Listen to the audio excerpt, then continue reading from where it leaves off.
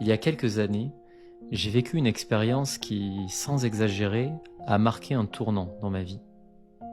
Ce jour-là, je ne cherchais rien de particulier. Et pourtant, je suis tombé sur quelque chose que je n'oublierai jamais. C'était un samedi matin de novembre. L'un de ces jours où l'on traîne, où rien ne presse.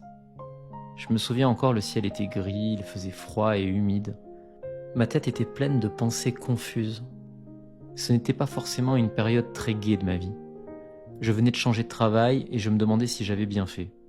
Je me sentais un peu perdu, comme si le poids de mes erreurs, mes regrets et mes désillusions s'étaient accumulés sans que je sache trop quoi en faire. En marchant sans réel but, j'étais passé devant une boutique d'antiquités, boutique devant laquelle j'étais passé de très nombreuses fois. Ce n'était pas dans mes habitudes de m'y arrêter, mais ce jour-là, un étrange miroir au milieu de la boutique, visible à travers la vitrine, avait capté mon regard.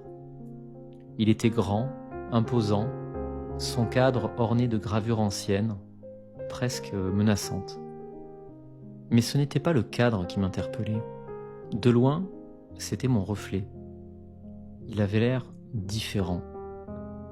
Ce que je voyais n'était pas une image ordinaire de moi-même. Non, c'était plus intense, plus profond. Ce reflet semblait poser une question que je n'étais pas prêt à entendre. Intrigué, presque malgré moi, j'avais franchi la porte. L'air à l'intérieur était lourd, silencieux, et mes pas résonnaient doucement sur le plancher usé. Je m'étais approché du miroir et, en m'y regardant, j'avais ressenti une chose étrange, presque douloureuse. Ce n'était pas une simple image que je voyais, ce n'était pas juste un miroir. Il semblait, ce miroir, me regarder autant que je le regardais. Mon propre reflet m'interpellait d'une manière que je ne pouvais pas comprendre. Ce miroir semblait fouiller au plus profond de moi, me mettant face à mes propres failles, à ces vérités que j'avais toujours évitées, à mes faiblesses, mes fuites, mes frustrations, toutes ces vérités que j'avais soigneusement enfouies sous des excuses ou des distractions. Là, devant ce miroir, il n'y avait pas d'échappatoire. Tout remontait en moi. Bientôt, le propriétaire de la boutique, un vieil homme à l'air bienveillant avec une épaisse moustache blanche, s'était approché doucement. Je l'avais salué d'un bonjour timide. Il avait souri, comme s'il savait exactement ce que j'étais en train de vivre. Ce miroir a une particularité, m'avait-il dit. Il ne reflète pas seulement ce que vous êtes, mais tout ce que vous cachez à vous-même. J'étais resté figé. J'avais l'impression d'être dans un livre de Balzac. C'était absurde, bien sûr. Ce n'était qu'un miroir dans une boutique d'antiquités à 2 pas de l'hôtel de ville. Et pourtant, le vieil homme, déjà reparti dans l'arrière-boutique, à peine sa phrase finie, avait raison. En quelques fractions de secondes, j'avais compris pourquoi j'évitais autant de m'arrêter, de me poser, de vraiment me regarder. Ce n'était pas mon reflet que je fuyais, c'était moi-même. Mes regrets inavoués, mes incohérences, mes aspirations étouffées, mes échecs, mes rêves abandonnés, les guerres que j'aurais dû mener et celles que j'aurais dû éviter, mes actes manqués, mes excuses répétées. Toutes ces choses que je reprochais aux autres, à la vie, au monde, mais qui, au fond, n'étaient que des justifications pour ne pas me confronter à moi-même. J'étais resté devant ce miroir pendant ce qui m'avait semblé être une éternité. J'avais pensé à tout ce que j'accusais dans ma vie. Les autres, les circonstances, mon enfance, mon adolescence, mon ancien patron, mon ex, le monde. Mais ce miroir m'avait montré une vérité brutale. La véritable bataille se déroulait à l'intérieur de moi, et non à l'extérieur. Comme il était bien pratique de rejeter la faute sur le monde. En sortant de cette boutique, déstabilisé par ce qui venait de m'arriver, je m'étais promis une chose. Ne plus jamais détourner les yeux de moi-même. C'est une promesse que je n'ai pas toujours tenue parfaitement, mais elle a été le début d'un long chemin. Il y a eu des jours où j'ai voulu briser ce miroir imaginaire, retourner à mes distractions, accuser le monde pour ce qui n'allait pas dans ma vie. Mais chaque fois, je me rappelais, c'est en regardant ce que nous sommes vraiment que nous trouvons ce que nous pouvons devenir. Ce miroir m'a donc appris que la première étape vers la paix intérieure, c'est de se regarder en face. Pas avec jugement, mais avec courage et honnêteté. C'est en regardant ce que nous sommes vraiment que nous trouvons ce que nous pouvons devenir. Et c'est cette leçon que je veux modestement vous partager aujourd'hui. Parce que je sais à quel point il est facile de fuir, à quel point il est tentant de rejeter nos mots sur les autres. Mais si nous ne faisons pas l'effort de nous regarder en face, si nous n'osons pas nous confronter à nous-mêmes, alors nous passons à côté de notre vie. Ce miroir n'était pas magique, et je n'étais pas un personnage d'une œuvre de Balzac, non, mais il m'a montré une vérité essentielle. Le courage de nous regarder en face est la première étape vers la liberté et la paix intérieure. Croyez-moi, le monde peut attendre, mais vous ne pouvez pas continuer à vous fuir. Vous méritez de vous rencontrer. Installez-vous confortablement, ralentissez le rythme et bienvenue sur la chaîne qui n'existe pas.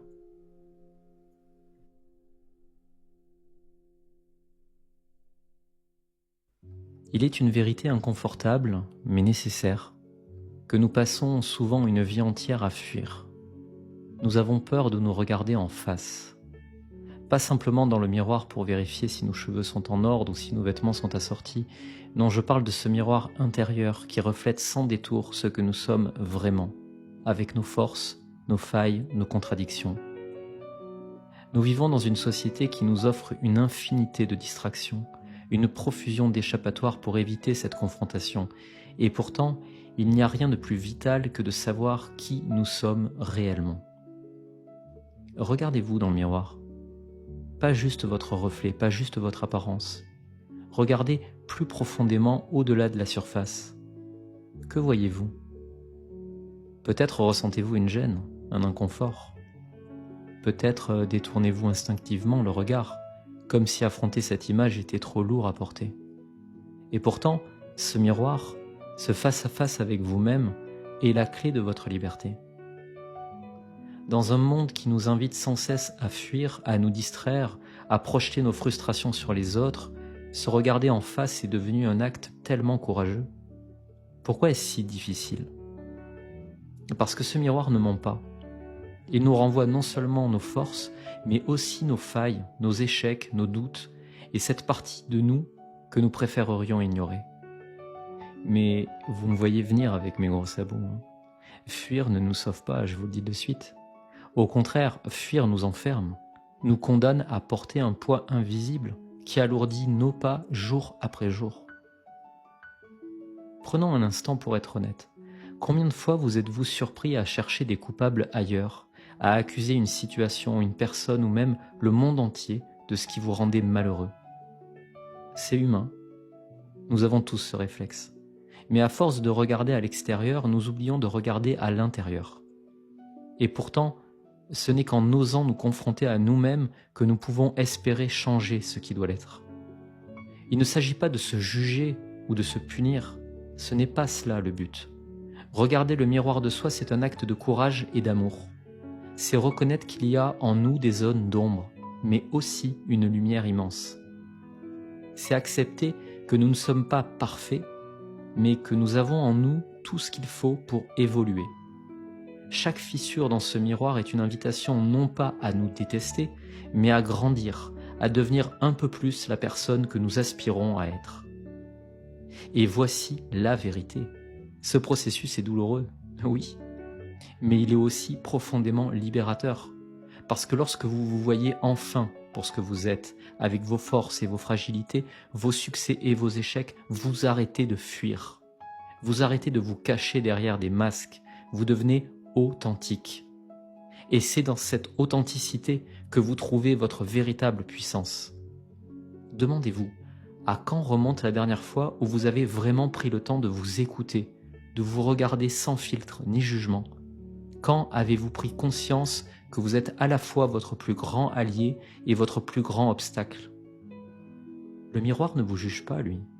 Il attend simplement que vous le regardiez avec honnêteté. Imaginez ce qui pourrait changer si vous acceptiez pleinement ce reflet, si vous appreniez à aimer même les parties de vous qui vous effraient ou vous dérangent. Imaginez si, au lieu de fuir, vous décidiez de transformer la peur en courage, transformer le doute en apprentissage, transformer la colère en compréhension. Oser se regarder en face, c'est poser la première pierre d'une fondation solide. C'est dire « je suis responsable de ma vie et cela commence ici et maintenant ». C'est une promesse que vous vous faites, celle de ne plus vous abandonner. Et cette promesse, aussi intimidante soit-elle, est une porte ouverte vers une vie plus alignée, plus riche, plus vraie. Alors, relevez ce défi. Ne craignez pas ce que vous pourriez voir. Ce miroir, il ne vous montre pas une version figée de vous-même, il vous montre un être en devenir, un potentiel infini, une force qui attend d'être libérée. C'est en osant regarder en face ce que vous êtes que vous trouverez le courage de devenir tout ce que vous pouvez être. Alors, me direz-vous, pourquoi fuir le face-à-face avec soi-même ? Nous vivons dans un monde où l'information nous assaille en permanence. Les actualités, les réseaux sociaux, les débats incessants, les notifications. Il est facile de se perdre dans cette marée d'événements extérieurs et de laisser de côté ce qui se passe en nous, tout simplement. Et pourquoi ? Parce qu'affronter la réalité de soi demande du courage. C'est un exercice qui peut être inconfortable, voire douloureux. Regarder en face ses peurs, ses défauts, ses échecs, c'est accepter de voir tout ce qu'on préférerait ignorer. Nos erreurs du passé et nos décisions douteuses, nos échecs répétés à changer ce que nous savons être problématique. Ce sont des vérités qui dérangent, mais qui ne disparaîtront jamais tant qu'on ne les aura pas affrontées. Il est bien plus simple de détourner notre attention, de plonger dans les actualités, de débattre passionnément sur des sujets mondiaux, d'accuser les systèmes, les autres ou encore la société. Bien sûr, ces sujets ont leur importance, mais soyons honnêtes 2 secondes, combien de fois utilisons-nous ces préoccupations extérieures pour éviter d'examiner nos propres responsabilités ? Être informé des actualités mondiales a ses mérites. Mais ce savoir n'a de sens que s'il est aligné avec une connaissance profonde de soi. Quel intérêt de savoir ce qui se passe à l'autre bout du monde si nous sommes incapables de comprendre ce qui se passe à l'intérieur de nous-mêmes ? Lorsque nous ne nous connaissons pas, nous devenons des étrangers à nos propres vies. Nous agissons de façon automatique, dictés par des impulsions, des peurs et des attentes extérieures. Nous cherchons à combler des vides avec des distractions sans jamais nous demander pourquoi ce vide existe. La connaissance de soi, en revanche, est un véritable pouvoir. Elle nous permet de prendre des décisions qui sont en accord avec nos valeurs, de reconnaître nos besoins réels et de trouver un sens authentique à notre existence. Ce n'est pas un chemin facile, mais il est infiniment plus enrichissant que celui de la fuite, vous en conviendrez. Je pense qu'il est nécessaire de rappeler que le rejet de soi alimente notre blâme envers le monde. Quand nous nous décevons, il est tentant de chercher des coupables à l'extérieur. Nous projetons notre frustration sur les autres, sur les institutions, sur les circonstances. C'est humain après tout. Accepter que nous sommes en partie responsables de nos insatisfactions demande une humilité qui n'est pas toujours facile à mobiliser. Mais cette stratégie a un prix. Plus nous accusons le monde, plus nous perdons notre pouvoir. Si tout ce qui ne va pas est la faute des autres, alors nous n'avons aucun contrôle sur notre vie. Cette posture nous enferme dans un rôle de victime et nous prive de la capacité à changer. Avez-vous vraiment envie d'être une victime ? En réalité, beaucoup de nos insatisfactions viennent de l'écart entre ce que nous savons que nous pourrions être et ce que nous sommes réellement. Je vais répéter cette phrase parce qu'elle est vraiment importante.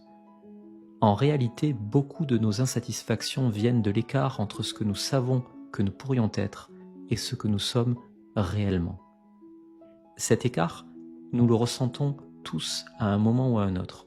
Il se manifeste sous forme de frustration, de regret, de manque de sens dans nos vies. Mais il ne disparaît pas, en tout cas pas tant que nous ne faisons pas l'effort d'y faire face. Alors me direz-vous, comment remédier à ce cercle vicieux ? Comment sortir de cette habitude de fuir soi-même et de blâmer le monde ? Quelles sont finalement les solutions pour se réconcilier avec soi-même ? Je préfère être honnête avec vous, il n'y a pas de recette magique, mais plusieurs pistes peuvent vous aider à avancer. La première étape est de créer un espace pour l'introspection.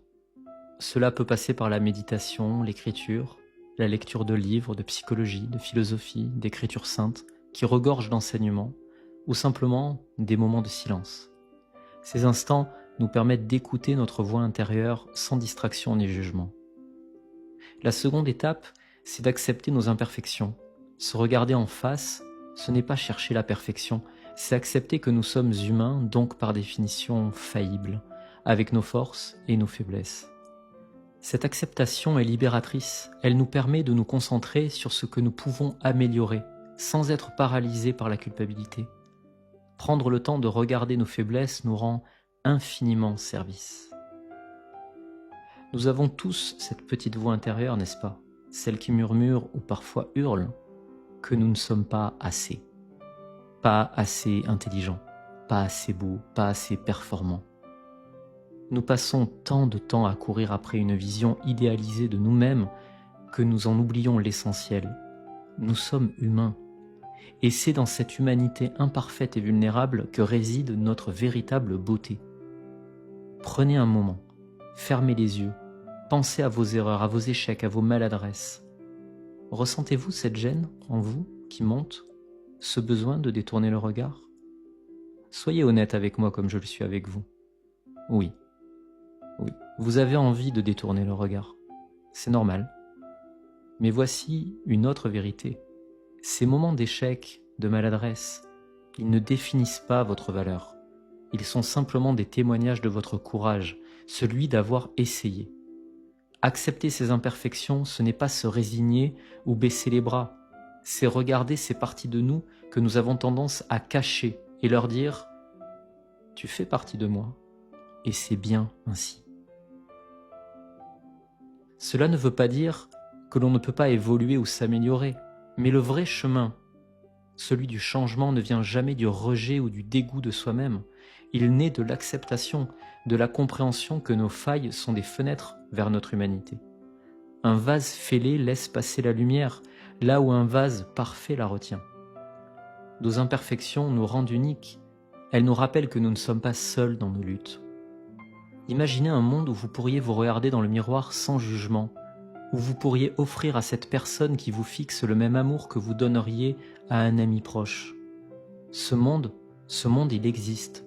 Il commence par un simple pas. Décidez que vous méritez cet amour, imperfection incluse. Accepter ces imperfections, c'est se donner la permission d'être vulnérable, et dans cette vulnérabilité se cache une force immense. N'oubliez jamais, vous n'avez pas besoin d'être parfait pour être digne d'être aimé par les autres et surtout par vous-même.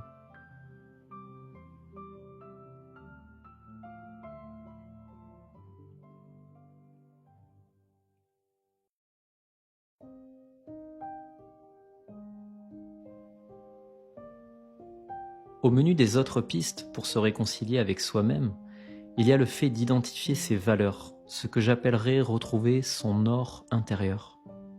Qu'est-ce qui est vraiment important pour vous? Quels sont les principes qui guident vos décisions?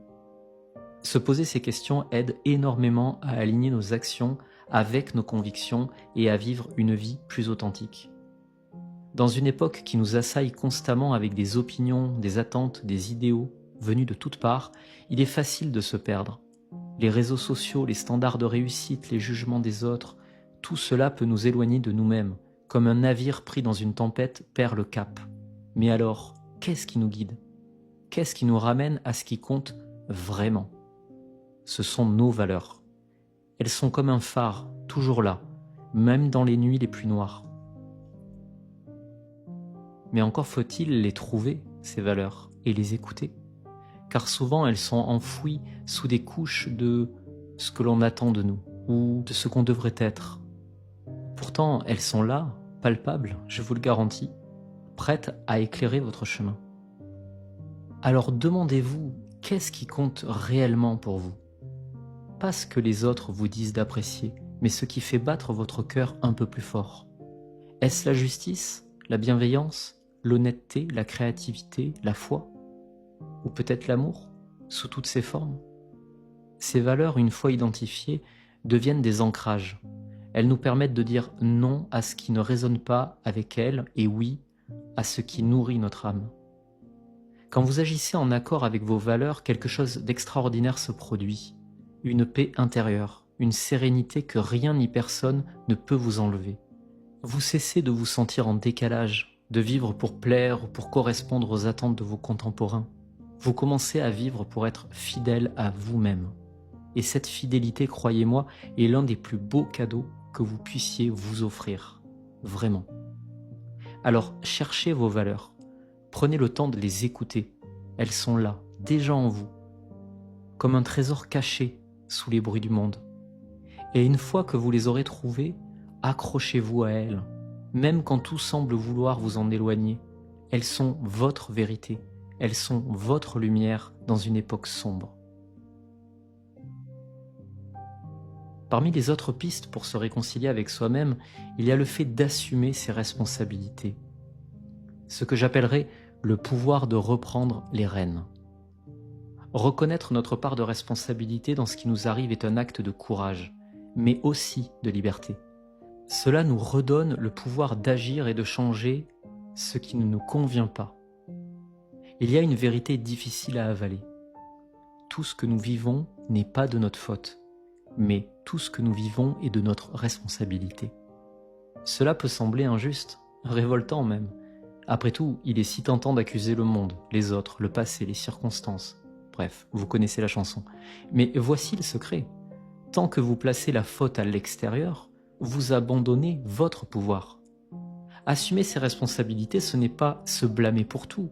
C'est reconnaître que, même si vous ne contrôlez pas toujours ce qui vous arrive, vous avez toujours le choix de la façon dont vous y répondez. C'est comprendre aussi que votre vie ne dépend pas des cartes que l'on vous a distribuées, mais de la manière dont vous les jouez. Cela demande du courage. Cela signifie d'accepter que certaines blessures ne guérissent que si l'on s'en occupe soi-même. Cela signifie reconnaître ses erreurs sans s'y noyer. Mais cela signifie aussi quelque chose d'incroyablement puissant, reprendre les rênes de sa vie. Pensez-y, chaque fois que vous prenez une décision, que vous faites un choix aligné avec vos valeurs, que vous osez agir même dans la peur, vous affirmez votre pouvoir. Vous redevenez le protagoniste de votre propre histoire. Et dans ce rôle, vous n'avez pas besoin d'être parfait, personne ne vous le demande, vous avez simplement besoin d'être vrai, d'être présent, d'être engagé, d'être authentique. Assumer ses responsabilités, c'est aussi être indulgent envers soi-même. Car dans ce cheminement, vous trébucherez. Je préfère vous prévenir, vous trébucherez de nombreuses fois. Vous ferez des erreurs. Mais chaque erreur est une chance d'apprendre, de grandir, de devenir un peu plus la personne que vous aspirez à être. Alors, arrêtez de regarder le monde en attendant qu'il change pour vous. Changez d'abord votre regard sur vous-même, acceptez ce qui est, tout en œuvrant pour ce qui peut être. Prenez la pleine mesure de votre responsabilité, non comme un fardeau, mais comme un privilège, celui de façonner votre existence. Et rappelez-vous bien d'une chose, ce chemin est difficile, mais il est également merveilleux, car à chaque pas, vous vous rapprochez de ce que vous êtes vraiment. À chaque pas, vous vous libérez des chaînes invisibles qui vous retenaient. À chaque pas, vous devenez un peu plus maître de votre destin. Pas mal, non ? Parmi les autres pistes pour se réconcilier avec soi-même et sur lesquelles je vais m'attarder beaucoup moins longtemps, il y a le fait de cultiver la gratitude et de savoir demander de l'aide. Il est facile de se focaliser sur ce qui ne va pas, mais prendre le temps de reconnaître ce qui va bien peut transformer notre perspective. La gratitude ne minimise pas les difficultés, mais elle nous rappelle que nous avons toujours des ressources et des raisons d'avancer, des moments d'éclat dans notre quotidien, des sourires adressés, des mains tendues. Se connaître soi-même ne signifie pas tout affronter seul.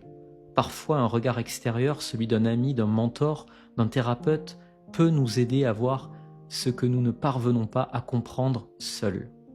Je ne peux que vous encourager à vous entourer d'écrits et de gens compétents pour vous aider à cheminer dans la compréhension de vous-même.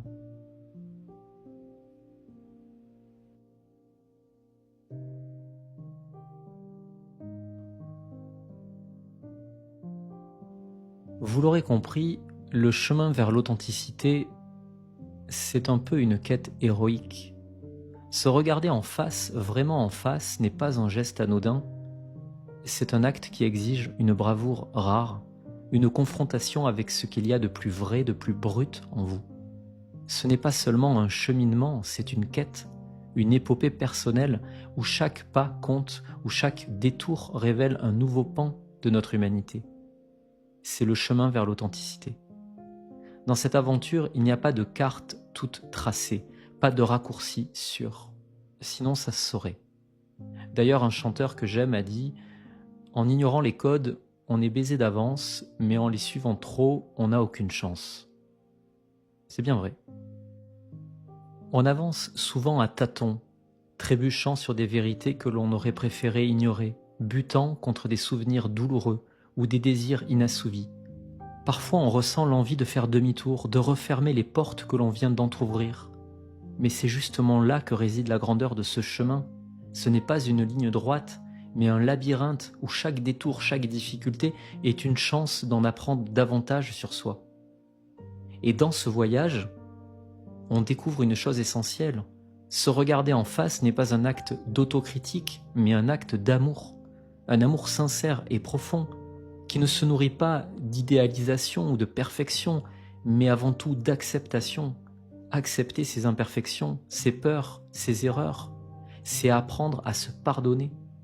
Et en se pardonnant, on ouvre la porte à une force insoupçonnée, celle de transformer ce que l'on croyait être une faiblesse en une source de résilience, d'humilité et parfois même de fierté. Mais ce chemin n'est pas qu'introspectif. En apprenant à se connaître, on commence à mieux comprendre les autres. Ce qui nous irritait chez eux devient souvent un miroir de nos propres luttes. Ce que l'on voyait comme des obstacles extérieurs apparaît alors comme des reflets de nos résistances intérieures. Peu à peu, la rancune s'efface. Et à sa place naît une compassion sincère pour soi-même et pour le monde. Ce chemin, je vous le dis, est épique, car il exige de nous dépasser, de dépasser nos instincts les plus primitifs, la fuite, le blâme, l'auto-sabotage. Il exige que nous nous levions face à nos propres tempêtes intérieures, que nous osions marcher sous la pluie de nos doutes pour trouver enfin l'éclaircie. Il est émouvant d'ailleurs, car il nous rappelle que, sous nos masques et nos défenses, nous sommes tous vulnérables. Et je le répète, c'est cette vulnérabilité qui fait de nous des êtres humains profondément dignes d'amour et de respect. Et puis vient un moment d'ailleurs dans ce voyage, après des semaines, des mois, peut-être des années, où l'on se regarde enfin dans ce fameux miroir intérieur, non pas avec crainte, mais avec une paix nouvelle. Ce moment, si fugace soit-il, est un triomphe. C'est une victoire contre le cynisme, contre la peur de ne pas être assez, contre l'envie de se cacher. Ce n'est pas un aboutissement car ce chemin ne finit jamais vraiment. Mais c'est une preuve que nous sommes capables de marcher encore et toujours, même quand le terrain est accidenté. Le chemin vers l'authenticité est tout sauf facile. Il demande une patience infinie, une capacité à recommencer encore et encore chaque jour. Mais il nous rend libres, libres de ne plus chercher la validation des autres à tout prix, libres de ne plus être les spectateurs de nos propres vies, libres de choisir à chaque instant d'être vrais, même si cela demande du courage, même si cela écarte des gens de notre entourage. Et cette liberté, ce triomphe intérieur, dépasse tout ce que l'on peut trouver à l'extérieur. Il n'y a pas de gloire dans les distractions, pas de récompense durable dans l'évitement. Mais il y a une grandeur incommensurable dans l'acte simple et héroïque d'être fidèle à soi-même. Alors oui, ce chemin est exigeant, mes amis, mais il est aussi magnifique, car à chaque pas, on se rapproche de cette lumière qui ne vacille jamais vraiment, celle de notre essence, de notre vérité. Et quand on apprend à se tenir dans cette lumière, quelque chose d'extraordinaire se produit. On ne se contente plus d'exister, on commence à vivre. Et c'est là, précisément là, que commence la véritable aventure.